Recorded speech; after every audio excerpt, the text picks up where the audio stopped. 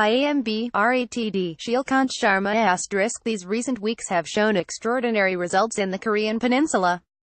There is an interesting ring in President Trump announcing that DPRK was no longer a nuclear threat, with what President Reagan had declared at the height of Cold War tensions in the mid-1990s, that a nuclear war cannot be won and must never be fought. In the 1980s, the Soviet Union was leading a fairly enduring campaign about the Reagan administration pushing the planet to the nuclear brink. Reagan's declarations signified assurance and calmed anxiety among the Allies. Trump's line also sets at rest the fears sparked by the tit-for-tat nuclear war talk. Between these two statements by Reagan and Trump, the latter is indeed the subject of far greater scrutiny and skepticism. Nonetheless, no one has questioned its positive impact, no matter how unpredictable the praxis of the Singapore summit may turn out to be. There is an underlying leitmotif, despite the lapse of decades of tumult and massive transformations, in these two historically separate assurances. This leitmotif is that nuclear weapons, despite their dangers, might not in the final analysis figure centrally in shaping relations between adversaries.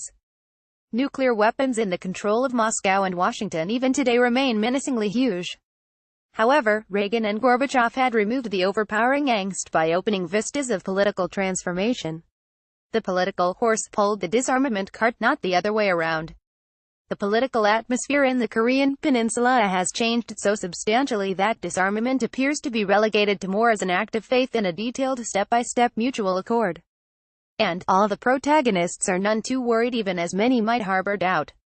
So long as Kim plays ball and the two Koreas keep moving toward rapid normalization, U.S. statements would seem to show no disruptive trend, while China and Russia express satisfaction.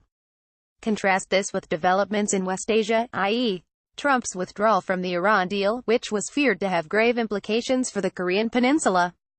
In the end, however, it did not particularly spike North Korea's anxiety. Moreover, the New York Times has since come out with an extensive account detailing how, since summer 2017, secret spy meetings, talks between entrepreneurs and an unreported role for President Trump's son-in-law, Jared Kushner, might have laid the groundwork for the Trump-Kim summit.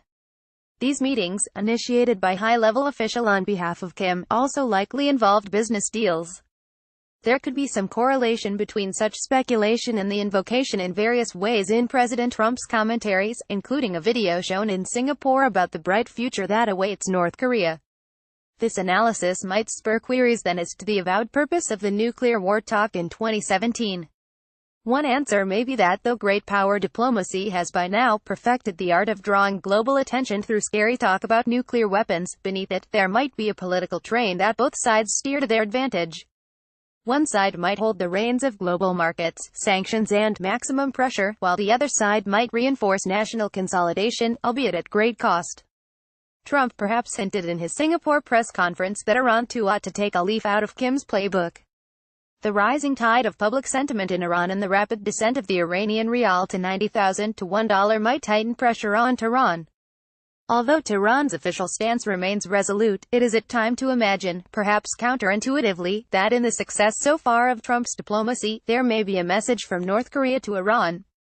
If the pressure of greater sanctions were to make a dent in Iran's position, although that is a remote possibility given the realities of the region, would it mark another diplomatic success for Trump?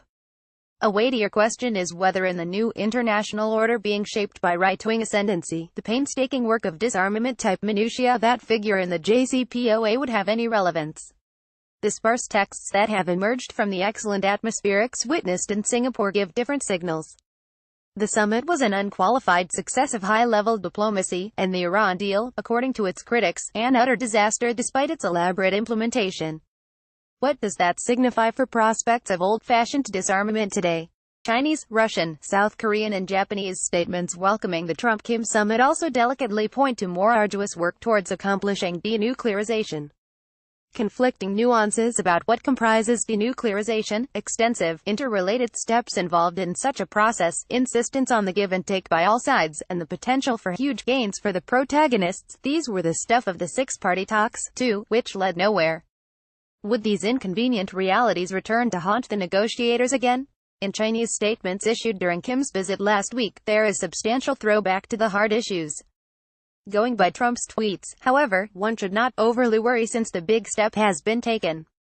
The rest should fall in place in due course, while maximum pressure and sanctions endure.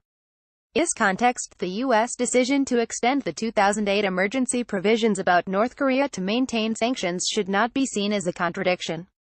The 2008 situation was very different from today. North Korea then had defiantly conducted nuclear tests but posed no direct threat to the U.S. mainland. The takeaway from Singapore may have more to do with the direct threat to the U.S., which appears to have abated, according to Trump.